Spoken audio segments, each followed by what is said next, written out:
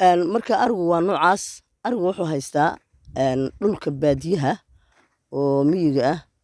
Aryaha degan waxay aryaha kale uga fiican yihiin, ama meelaha fogfog degan, meelahaas fogfog loo maaragtay loo soofiyo. Waxay aryaha kale uga duwan yihiin oo aryaha kale uga fiican yihiin waxa waaye waxay daaqaan dhir kala nooc ah. Halkaas ayaa bitamiin xooluhu leeyihiin, nafaqo leeyihiin. Runtii halkan waa dhul abaar ah oo laga kala tegey. Arigan aad u jeedid maanta waxba kuma qaban hayo. Waa ari doona, waa ari laga tegey oo naf ah oo rafaadsan oo maaragtay ma aqal ma lewita wax yar oo waxaa maaragtay qabtay dhulka.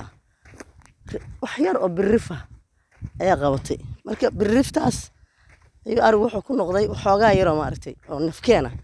Laakiin arigan arigi doonka ahaa oo laga tegey waaye oo nafba aan lahayn.